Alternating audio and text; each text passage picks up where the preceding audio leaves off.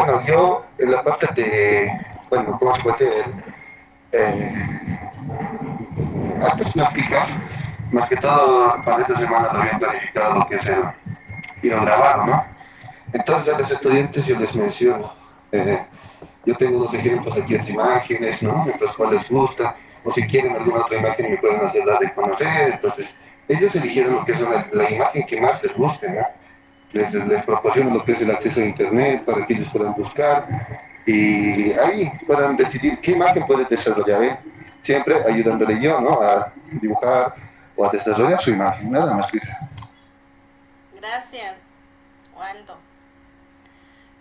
En este video, por ejemplo, él decía, no me acuerdo muy bien cuál es el nombre de este señor, es Álvaro Bilbao.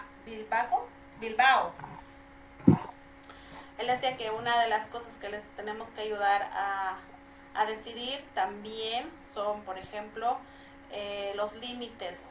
En algún momento negociar los límites, eh, ver qué cosas van a cumplir, cómo las van a cumplir, ¿no? Eh, Hablaba, por ejemplo, de inclusive cuando nosotros a los niños les tenemos que dejar decidir qué cosa comer, qué cosa, cómo vestirse. Hablaba de una cultura, no recuerdo muy bien si era nórdica, creo, donde ellos, los niños, no se les obligaba a acabar la comida, sino les respetaban el ritmo de la comida, todo lo contrario que hacemos nosotros. Entonces, me gustó mucho esa parte, ¿no? También había bastante sobre el hecho de la organización de la tecnología, el uso de la tecnología, hablaban sobre las actividades extraescolares, ¿no? También hablaban sobre los niños sobreprotegidos, el autoestima, la hora de dormir. Me gustó mucho el hecho de generar el autocontrol. El boom en la psicología ahorita está entrando con todo lo que es la educación emocional, ¿no? Entonces, ahorita uno de los conceptos que se están generando o se están entrando a trabajar bastante es el de autorregulación. Pensar, él decía que nosotros tenemos que ver la manera de gestionar primero nuestras emociones para poder explicarles y más allá de explicarles, mostrarles cómo nosotros podemos manejar esas emociones que en algún momento son negativas, ¿no? También entrar en el tema, como les decía en la primera semana, el conocer de que no hay emociones malas ni buenas. Sí existen emociones positivas porque nos incrementan el bienestar y negativas porque nos restan el bienestar, pero ambas tienen una importancia, ¿no? Entonces, él decía que en el autocontrol hay una frase que me gustó mucho, me llamó la atención, es darles nuestra calma y no unirnos a su caos. Y él los colocaba justamente a los maestros como ejemplo y decía, ellos realmente son una fuente de calma porque pueden tener 28, 30 niños concentrados en sus actividades. Pero muchas veces nosotros como papás, se ponía en el ejemplo de papás, no logramos regular nuestras emociones. Entonces así ha ido dando puntos súper importantes que me gustaron mucho, ¿no? Eso quería comentarles un poco para ver si han hecho ese tipo de picos de reflexión. Sin embargo, iremos a nuestro tema. A ver, ¿dónde estoy? Mostrar pantalla.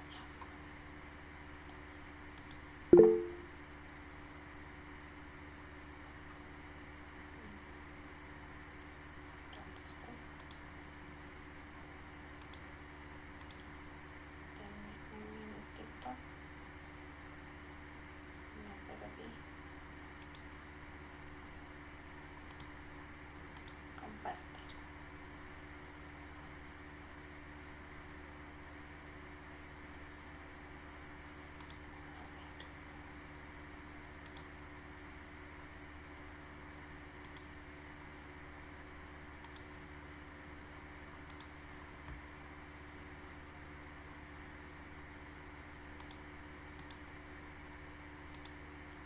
¿Se ve?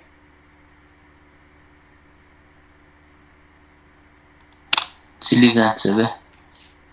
Solamente que no me Se ve, dice.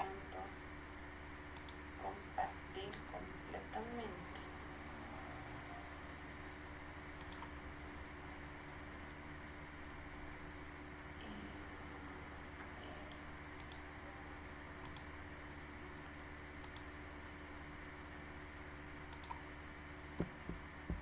Desde acá no voy a poder organizarlo. No sé qué es lo que ha pasado. Denme un minutito, por favor. No me va a dejar pasar a la siguiente diapositiva.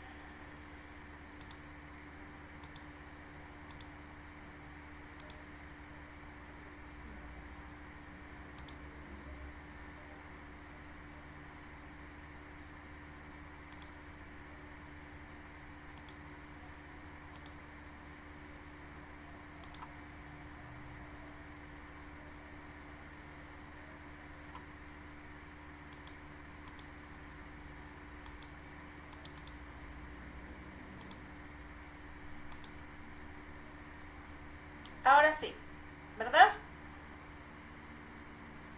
Ahora está en pantalla completa, ¿no es cierto?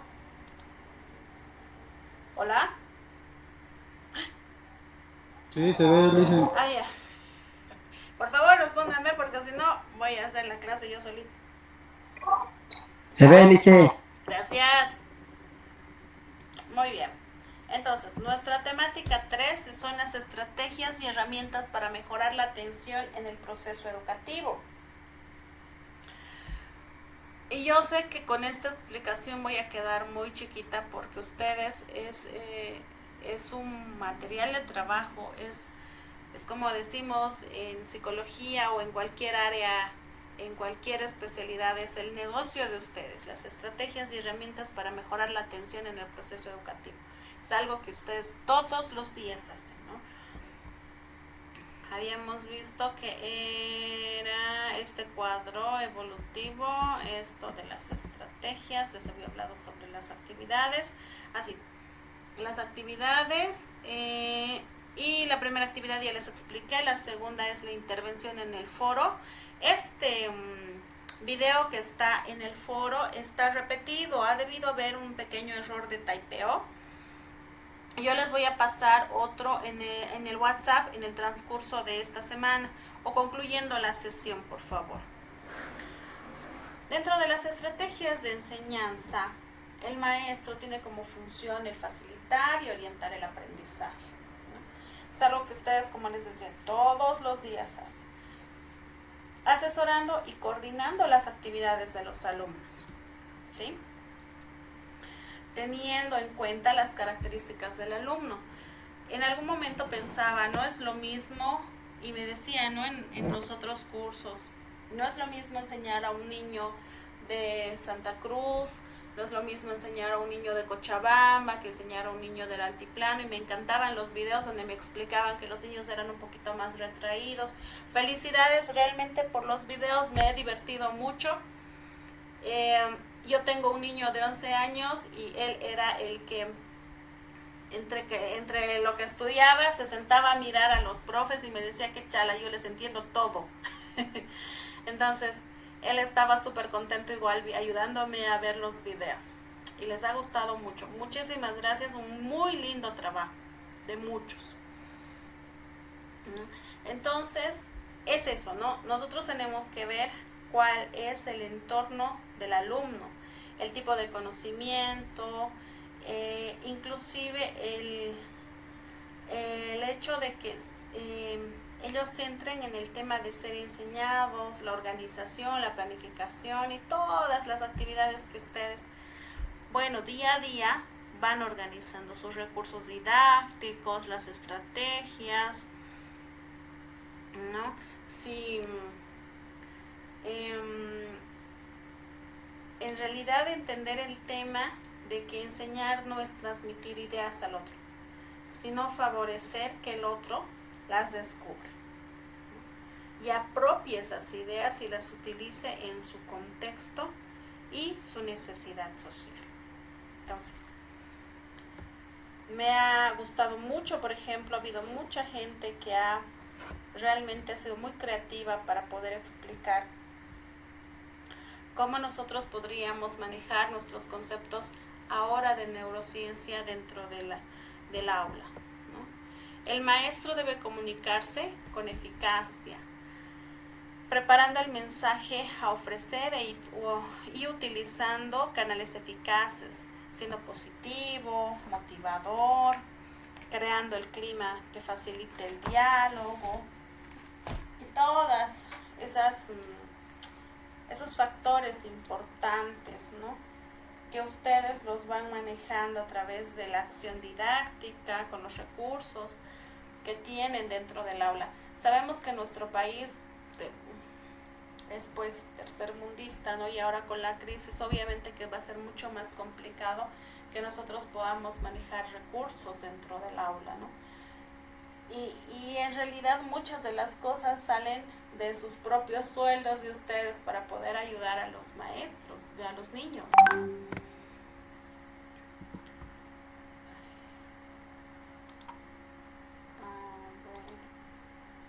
no sé quién me está pidiendo ingresar. Creo que nadie, ¿no? Entonces,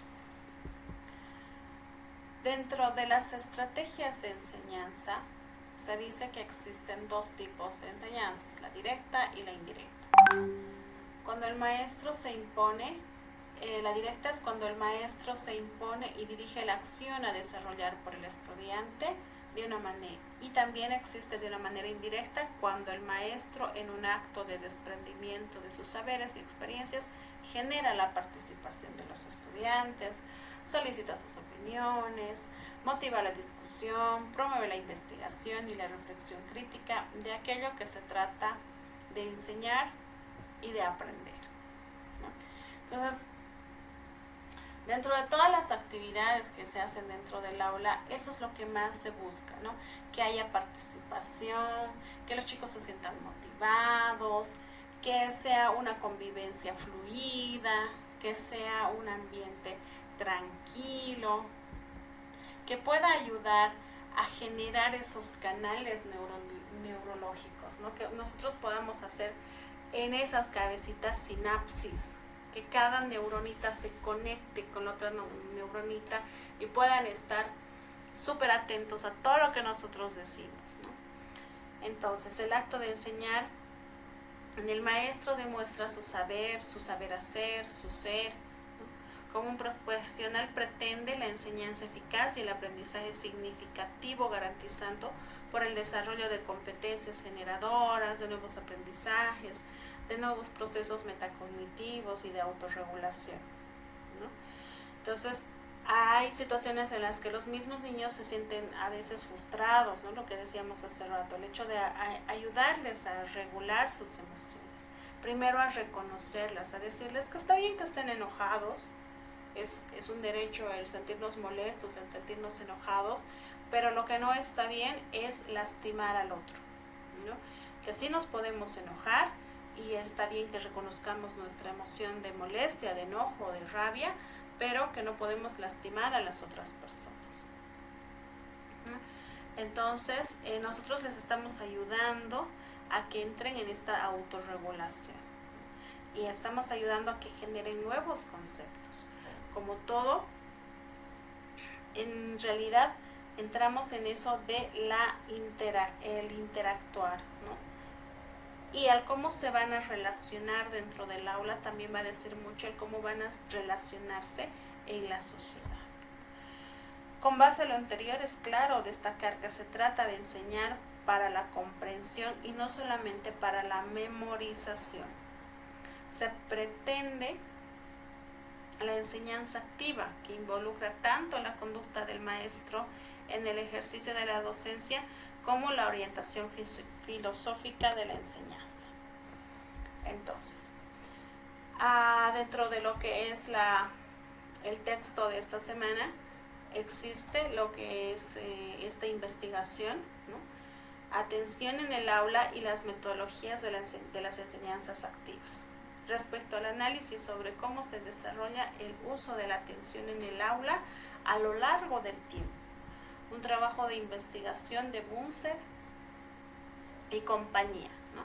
En 2010 analizó la utilización de diferentes métodos de enseñanza en el aula, metodologías activas, demostrativas, mediante el planteamiento de cuestiones y desafíos.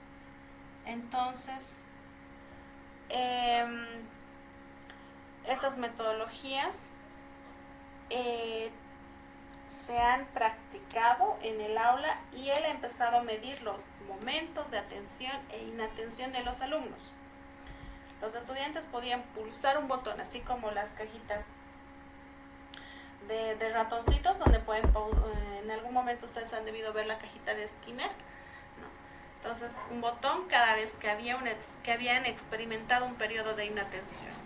Este estudio mostró 3 hallazgos principales. En primer lugar, la duración de los periodos de atención fue de aproximadamente 1 minuto de duración.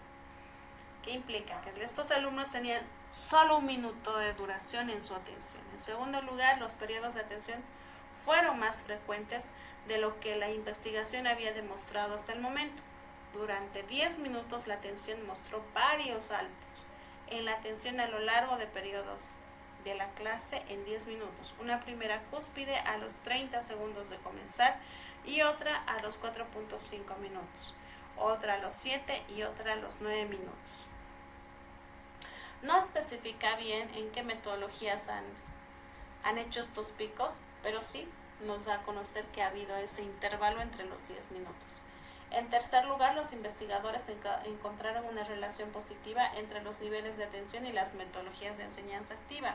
Durante las sesiones con enseñanzas activas, los periodos de atención fueron mayores y más numerosos que durante las sesiones basadas en una clase magistral. Entonces, en conclusión, cuando nuestros estudiantes participan de manera activa, entonces nosotros podemos generar mayores niveles de atención. Y yo me voy al otro lado. No sé por qué me está saliendo que hay gente que está fuera. ¿Sí? Entonces, dentro de optimizar el proceso de aprendizaje desde la docencia, la enseñanza es un proceso que requiere una serie de elementos para darle coherencia al contenido. No es simplemente el ofrecer datos, sino que se basa en darle sentido a estos datos con los cuales se genera la información. Y además debe tener pedagogía para impartir el conocimiento, para lo cual existen diversas estrategias y tácticas que han resultado ser efectivas cuando los docentes aplican las recomendaciones para mejorar el proceso de aprendizaje. Aquí me gustaría mucho que ustedes me puedan decir qué didácticas han sido las que más, o qué estrategias han sido las que más resultado les ha dado dentro del aula.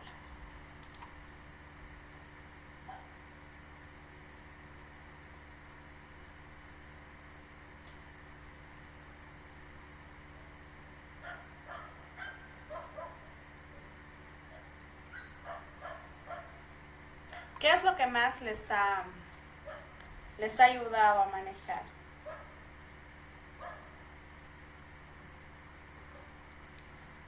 A generar nuevos conocimientos.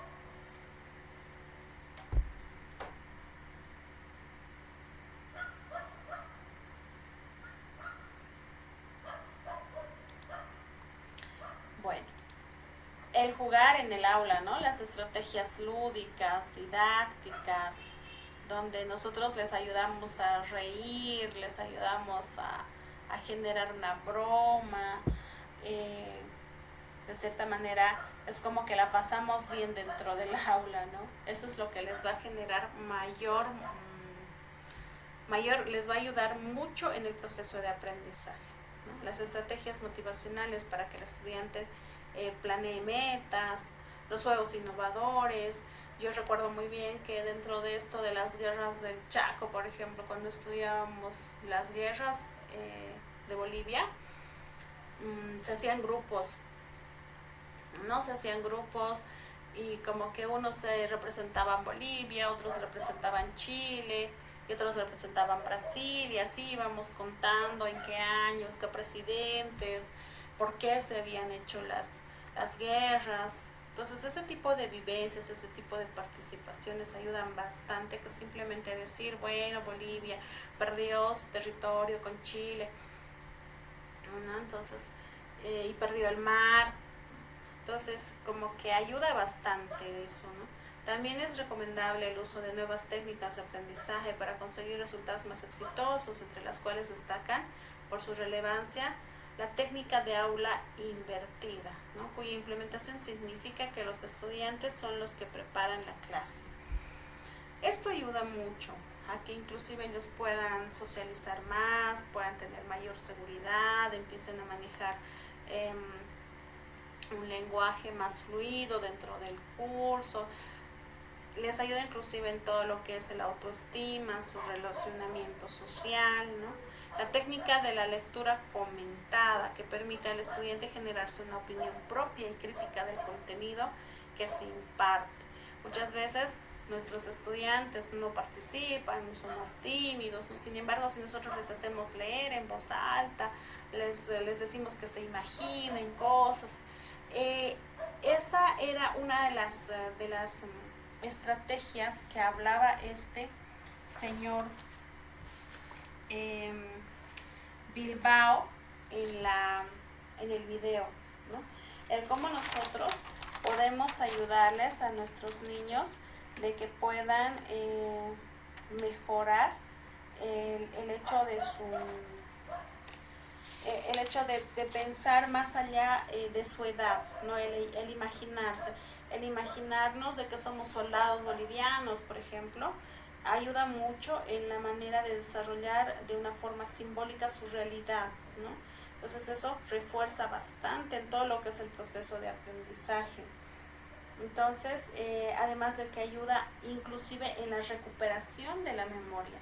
Explicaba muy bien en este video que el problema no es que los niños no aprendan, los niños aprenden muchas cosas, el problema es cuando ellos ya tienen que recuperar lo aprendido, mejorar su procesamiento de información a través de la memoria, recuperar esa información para poder plasmar, ¿no? Entonces el hecho de tener vivencias significativas va a ayudar a que ellos puedan recuperar más rápido la información que han guardado, ¿no? Estas herramientas deben ser compuestas con una serie de actividades innovadoras, fuera de la idea tradicional, que permiten activar la cognición del alumno, dejando de lado la tradicional escuela prusiana, dice, ¿no? Actividades que también permiten trabajar con las emociones de los alumnos para que éstas también faciliten la formación y para en general mejorar el proceso de aprendizaje.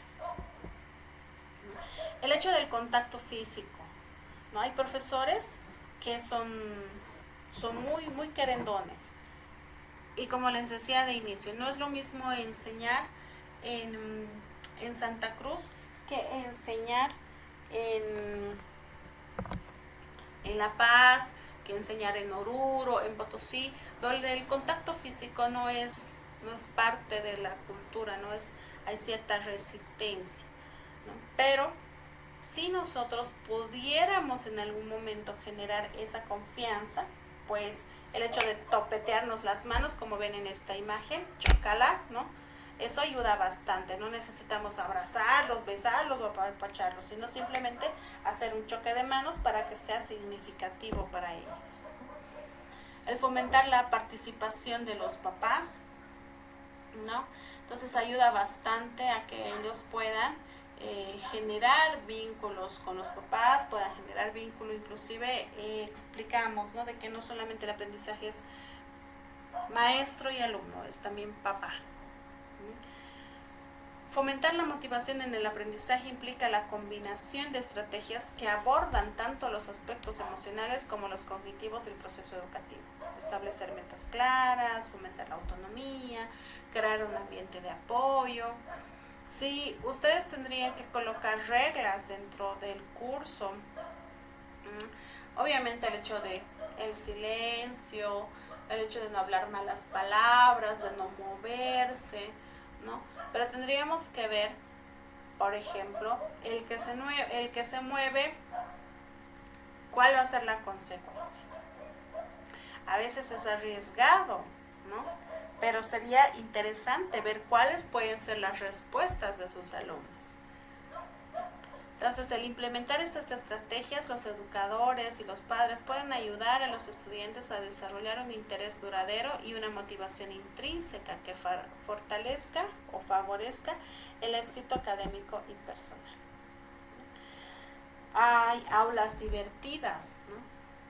Hay rincones divertidos, donde tanto los alumnos como los maestros puedan generar un ambiente de apoyo, ¿no? Y reconocimiento, incorporar métodos de enseñanza, desarrollar habilidades de autonomía, lo que decíamos, la autodirección, incorporar elementos de juego, de diversión, en aquellas temáticas que sí se puedan realizar, ¿no? Y no entrar solamente con el hecho de la temática, pues, como les decía de inicio, ¿no? Así súper cuadrada, conductista, ¿no? Entonces, la motivación no solo mejora en el rendimiento académico, sino que también promueve la autonomía, la resiliencia, el bienestar emocional y la capacidad para enfrentar desafíos.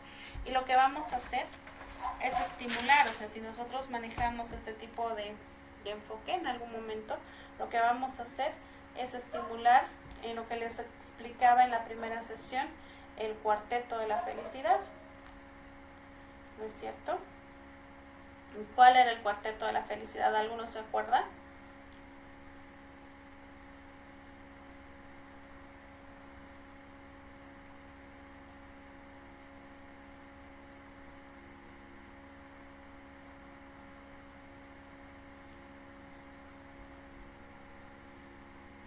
¿Ninguno? Cuando nosotros estamos en este estado, así como están viendo en la imagen, con seguridad de que estos niños están segregando dopamina, oxitocina, serotonina, endorfinas. ¿Por qué? Porque se están sintiendo bien, porque estamos estimulando sus áreas de felicidad, de afecto, de aprobación. Les estamos haciendo mover en el aula. Explicaban también muy precisamente que si nosotros en el video de Bilbao, él decía que si nosotros les hacemos, les damos la clase y después de la clase, 10 minutitos antes de terminar la clase, los movemos y les enseñamos respiración o les dejamos descansar, ¿no? Y que ellos aprendan a relajarse, entonces la información va a ser mucho más beneficiosa porque vamos a bajar esos niveles de cortisol. Habíamos dicho que los niños cuando se sienten en amenaza segregan cortisol, el cortisol bloquea su lóbulo frontal, lo que va a generar que se bloquee el área de aprendizaje. Pero si nosotros antes de empezar la clase les ayudamos a respirar y a que estén relajados, pues vamos a abrir esos canales y va a ser mucho más beneficioso. Concluyendo la clase, les ayudamos a relajarse, les ayudamos a respirar. Lo que es la segregación del cortisol también va a bajar, ¿no? Entonces es como que el que ellos aprendan a abrazar a ellos mismos. No necesitamos de pronto generar el choque con los otros compañeros, sino que ellos aprendan a abrazarse. Entonces eso va a ayudar bastante, ¿sí? Crear un entorno que motive a los estudiantes a participar activamente y a comprometerse con su aprendizaje. Mejorar la atención en el proceso educativo es uno de los objetivos que todo maestro tiene todos los días, es un desafío, ¿no? Se debe implementar un enfoque integral que incluya la creación de un entorno adecuado, ¿no? Es tan importante que nosotros podamos ayudarles a relajarse a esos niños, a que ellos aprendan a estar tranquilos, a regular. ¿Para qué? Para que no se sientan en amenaza y podamos estimular mejor esa área prefrontal, para que ellos se sientan seguros y se sientan cómodos. No nos olvidemos de que muchos de estos niños, inclusive, el único lugar donde se sienten comprendidos, atendidos, cuidados es en el colegio, porque vienen a veces de familias muy disfuncionales. Entonces, el hecho de no estar viendo, qué sé yo, que su mamá, que su papá no tienen plata, que tienen problemas económicos constantes, que no tienen que comer, o que su casa está un desastre, ¿no? El llegar al colegio y ver que tienen que cumplir un horario, que tienen que trabajar de manera ordenada, de manera organizada, les da herramientas para que ellos puedan triunfar en la vida. Puede ser que su familia esté tan disfuncional y desorganizada, pero el colegio les ayuda a estructurarse. Entonces nosotros estamos siendo responsables de formar a estos niños. Entonces tenemos que ver la manera de generar mejores estrategias para que ellos puedan estimular mejor esta área prefrontal, ¿no? Entonces, asimismo, tenemos que implementar sistemas de recompensas y motivación que reconozcan el esfuerzo y el buen comportamiento de sus estudiantes. Entonces, inclusive, a mí me gusta mucho, por ejemplo, dentro de lo que son las dinámicas grupales, cuando nos toca reforzar la conducta del compañerito, ¿no? Decirle, vos eres buena gente, vos eres buen compañero, vos sabes escuchar, vos sabes compartir, que entre ellos se refuercen las cosas buenas, ¿no? ¿Por qué? Porque muchas veces estamos acostumbrados a escuchar cosas malas y de pronto nuestro cerebro se acostumbra a discernir esa información. Es por eso que me atrevería a decir que el pensamiento del boliviano es altamente negativo y dramático, ¿no? Y nuestros indicadores de depresión, de ansiedad se están elevando. No solamente eso, sino lo vemos plasmado muchas veces en los diarios, en las noticias. Los indicadores de violencia, de agresión también se van incrementando. ¿Por qué? Porque no nos han enseñado a pensar de una manera positiva, sin ir tan afuera de nuestro contexto. Si nosotros vemos en nuestra propia manera de pensar, muchas veces nos bajoneamos a nosotros mismos y nos es difícil salir adelante o salir de ese túnel oscuro, ¿no? A veces acudimos a alguna compañera, alguna amiga, a alguien, pero nosotros mismos generar ese tipo de pensamientos nos es difícil, nos toma tiempo, ¿no? Entonces eso es lo que nosotros también tenemos que ver, la manera de que en este enfoque integral podamos nosotros mismos generar ese tipo de pensamientos positivos, ¿no? Enseñarles la tecnología como una herramienta educativa, ¿no? La implicación del uso de nuevas tecnologías puede resultar de gran ayuda para explicar diversos temas en el ámbito escolar, sobre todo con las asignaturas, dice la literatura, como matemáticas y biología, cuyos contenidos más actualizados y mejor explicados en detalle podemos encontrar en cualquier aplicación. No sé si ustedes conocen esta aplicación Anton. Creo que es una de las aplicaciones más, bueno, en realidad es la única que yo conozco, pero me parece genial, ¿no? Para poder explicar lo que es el lenguaje, les dan lo que es matemáticas, ciencias naturales. Creo que esas tres materias son las que más se ven, ¿no? En esta aplicación Anton, donde te van reforzando. Me gusta mucho, por ejemplo, cómo los están reforzando de manera positiva.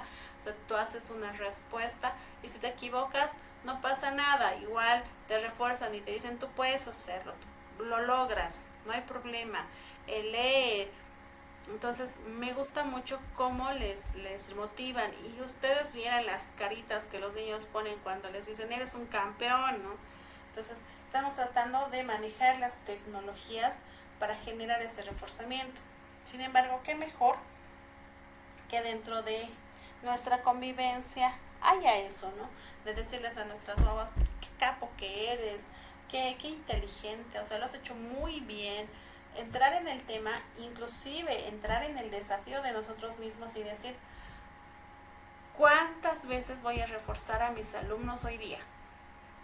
¿Cuántos, bravo, lo has hecho muy bien, les voy a decir a mis alumnos, ¿no? Entonces, cuando nosotros empezamos a reforzar de manera positiva con las palabras, los niños se acostumbran a que los tratemos bien. Y es ese trato el que van a buscar en sus interrelaciones sociales, ¿no? La Organización de las Naciones Unidas para la Educación y la Ciencia en la Cultura, la UNESCO, enseña que la utilización de las tecnologías de la información y la comunicación, TIC, se centra fundamentalmente en el proceso educativo. En este caso, la educación virtual, la educación flexible, entornos virtuales de aprendizaje. Por ejemplo, en la ciudad, acá en Sucre, han entrado, imagino que en todo el país y en todo el mundo, me animaría a decir que sí hay conflictos, bueno, en nuestro país más, ¿no? Porque a veces hay más paros, hay bloqueos y no se puede llegar a los colegios. Y más ahora con este problema de la gasolina y las subvenciones, entonces como que últimamente nos hemos visto bloqueados en el transporte y hemos tenido que entrar esa modalidad híbrida, le llaman algunos, ¿no? Hay alumnos que sí pueden llegar a clases y hay otros alumnos que no, entonces a los que no pueden llegar a clases se les hace la clase virtual, ¿no? Entonces la UNESCO aplica la estrategia amplia en lo que se le refiere a la promoción de las tecnologías de la información y la comunicación en la educación, ¿no? Entonces, estos sucesos nos ayudan bastante a romper un poco, ¿no? Esto de lo que es las escuelas tradicionales. Ya con la pandemia hemos ido mejorando el manejo, ¿no? Todos hemos tenido que ir adaptándonos a este nuevo uso de las tecnologías, ¿no? Entonces, es como que acá en esta última parte tenemos pequeños ejemplos de todo lo que me imagino que ustedes también manejan dentro de lo que son sus aulas, lo que es un mapa mental, un mapa conceptual ilustrado, las infografías, porque los niños van a poder aprender mejor desde las imágenes, ¿no? Una cosa es que nosotros aprendamos escuchando, hay gente que es más auditiva y puede aprender a través de la explicación, pero por naturaleza nosotros somos más visuales, ¿no? Entonces, si nosotros vemos, podemos guardar esa información y podemos replicarla. No sé si tienen alguna pregunta, si tienen alguna duda, por favor, soy toda oídos.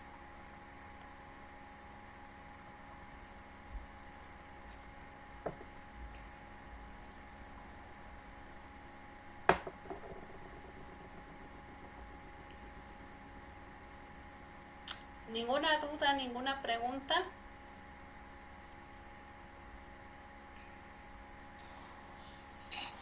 Lisa, Sí. sí, tal vez no hace rato de lo que es mencionaba de reforzar al estudiante su personalidad, ¿no? Es cuando se equivoca. Generalmente decimos, y la mayoría de las teorías nos dicen que tienes que aplaudir. No, está bien, aunque haga mal, está bien. Pero sin embargo, la psicóloga Alejandra Huerta dice un hilo bien importante que no puedes cruzar. O sea, no puedes decir que todo está bien, sino es que tienes que mantenerte en esa línea de la asertividad. Te tienes que hacer conocer también qué cosas están mal. Entonces, no solamente, algunos dicen nos equivocamos para reforzar su autoestima, solo decimos todo bien, bien, bien, y lo idolatramos, ¿no ve? Por otro lado, también, sí, evidentemente los maestros nosotros buscamos diferentes tipos de estrategias para poder enseñar a los niños, ¿no? Más que todo enfocado en este tiempo en nativos digitales, como Gonzalo Frasque indica, ¿no? Los videojuegos dice que nos enseñan mejor que las escuelas, ¿no? En su charla de TEDx de Montevideo, ¿no? Como él menciona, cómo los juegos están desarrollados, dice, a la altura de una persona, o sea, no te puede frustrar. O sea, el nivel que pasas, o sea, ya tienes conocimiento para estar en siguiente nivel. Entonces, además de eso, te enseña, dice, a equivocarte. Entonces, vuelves a corregir. Entonces, los videojuegos son una herramienta bien estratégicos para enseñarlos a los niños. Nada más, licenciada. Gracias, Bernabé, por tu participación. Sí, es que en realidad nosotros cuando vemos que un niño se ha equivocado y le decimos está bien, eh, lo que estamos haciendo no es reforzar el error. Lo que estamos haciendo es tratar de cuidar sus niveles de frustración, ¿no? Entonces, pensemos de que cuando nosotros nos equivocamos, inclusive de adultos, no estamos planificando el daño. Lo que estamos haciendo es dar lo mejor de nosotros, pero en ese proceso puede ser que fallemos. Entonces, si nosotros aprendemos a tener tolerancia a nuestro error, vamos a ser también tolerantes con el error del otro y vamos a generar lo que es la empatía. Y vamos a ser indulgentes con nosotros mismos. Entonces, si les decimos que las cosas están bien, estamos tratando de generar esa tolerancia. Pero si nosotros les diríamos, no, has hecho mal, o qué mal tu trabajo, entonces estamos generando un rechazo, que tampoco va a ser un tema de juzgarlos, ¿no? Les estamos enseñando cómo se mueve el mundo, porque el mundo, como tú muy bien dices, no entramos en el tema de la idolatría, de decir que todo está bien y todo está perfecto y todo es color de rosa. No, cada golpe, cada caída, cada error es una manera de aprender a manejar nuestros errores, nuestra frustración. Lo has hecho bien hasta aquí, pero te faltan este tipo de cosas y puedes mejorar, ¿no? Esa sería la mejor manera, como dices, dentro de lo que es la comunicación asertiva, ¿no? Sin decirle, qué tonto que eres, o como, ¿hasta cuándo les voy a explicar lo mismo?, ¿no? Entonces, se genera ese tipo de frustración en los maestros, que no. Si un papá con un hijo que le tiene que explicar varias veces una sola cosa, generamos ese nivel de frustración, con niños chiquititos es mucho más frustrante, ¿no? Entonces, sí. Y el hecho de los juegos, o sea, hay que ver también el contenido de los juegos. Por ejemplo, los niños ahorita no están entrando en los juegos didácticos, en el manejo de la tecnología, entran en juegos violentos. Muchos de los juegos son violentos, ¿no? Entonces, ahí también hay que tener mucho nivel. Y sí, si bien están planificados para su nivel de desarrollo, pero también existen juegos que tienen un contenido de violencia muy fuerte. Dime, Herminia. Buenas noches, licenciada. Buenas noches. Sí, tal vez aportando a esta charla, dicen, el profe que me antecedió más antes dice que la gamificación, los juegos son muy buenos, ¿no? Una herramienta excelente, pero también los llevan a, como usted dice, a juegos violentos. Yo le comento que el ajedrez es mucho más más beneficioso porque ayuda a que el estudiante pues pueda resolver esa parte de la frustración, ¿no? Y ellos puedan ver en el tablero o después de la partida, ellos analizan dónde se han equivocado para que nuevamente ellos no vuelvan a incurrir en eso. O sea que estoy de acuerdo con el licenciado, perdón, con el profesor, pero también es un poco peligroso. Son eso. Y el ajedrez es una herramienta muy buena. Sí, muchas gracias. Sí, en realidad, cuando nosotros estamos no solamente jugando, cuando estamos viendo tele, cuando nuestro cerebro está siendo estimulado desde las cosas que nos gustan, segregamos mucho lo que es la dopamina, ¿no? Entonces, cuando nosotros abrimos esos canales dopaminérgicos a nivel neuronal, cada vez vamos a querer más, más y más, porque la dopamina es exquisita, ¿no? Entonces, cuando estamos sobreestimulados, nuestro cerebrito se abre más, se adapta más a eso.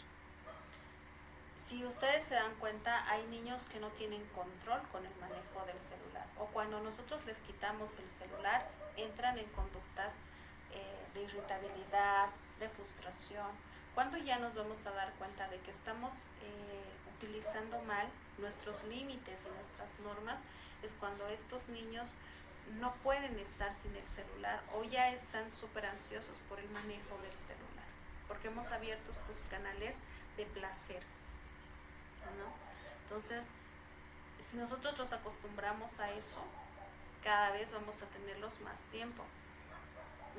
A mí dentro de la práctica clínica me ha tocado ver adolescentes que justamente por esto de la pandemia han empezado a utilizar el celular a los 8 años, porque tenían las clases virtuales. O sea, imaginemos, la pandemia ha sido el 2021, 22, 23, 24, 8 años, 9, 10, 11. 11 años, 12 años, y ya con conductas bastante llamativas, donde ya no quieren ir al colegio, se aíslan. Entonces, ya desde la parte clínica nosotros podríamos decir de que son unas hebefrenias, son cuadros hasta psicosis infantiles, ¿no? Porque se han desconectado de la realidad. Y los papás no han tenido el cuidado. Muchas veces es fácil, ¿no?, para nosotros papás entrar en el tema de, bueno, está con el celular y está acompañado y está distraído y está tranquilo y no molesta. Pero hay que tener mucho cuidado con el manejo del celular y los tiempos que se les está dando. ¿Alguna otra pregunta, alguna otra duda, participación, por favor, para concluir? Y ¿ninguna? Le hice una consulta. Sí. Curiosidad. He visto una charla de David Bueno en BBVA. Sí, sí, sí, sí. Indica que si vamos a sobreestimular al estudiante o al niño, dice que le puede causar estrés crónico. Si no es tan bueno, digamos, estimularlo, o sea, súper estimularlo, ¿no? No sé, me podría, no sé, orientar cómo, a qué se refiere el doctor. A ver, dentro de la sobreestimulación, por ejemplo, ¿no? Se habla de actividades inclusive extracurriculares. Pasan clases, pero hay niños que tienen curso de voleibol, que tienen curso de ajedrez, que tienen baile, y se los va se les va dando más tareas de las que deberían tener. A eso se refiere con la sobreestimulación. O sea, el niño tiene que tener un ritmo, tiene que tener un horario, tiene que tener sus actividades académicas y sí tiene que tener una actividad complementaria. Pero si nosotros les vamos a dar múltiples tareas, obviamente que van a entrar en un cuadro de ansiedad, ¿no? Porque tienen que ir al vóley, tienen que ir al ballet, tienen que ir a la música, a instrumentos. Entonces, a eso se refiere a la sobreestimulación. Y sí, este señor Bueno es muy bueno, realmente. Y es uno de los links que les voy a pasar justamente de él, para que ustedes puedan analizar en esta semana y puedan participar dentro de lo que es el debate de la tercera semana. ¿Sí? Si no tendrían ninguna duda, ninguna participación, nos estaríamos viendo el lunes. Les confirmo la hora, por favor, viendo un poquito mis actividades, pero sí va a ser entre las 5 o 6 de la tarde para que podamos disipar algunas dudas de las actividades esta semana. ¿Sí?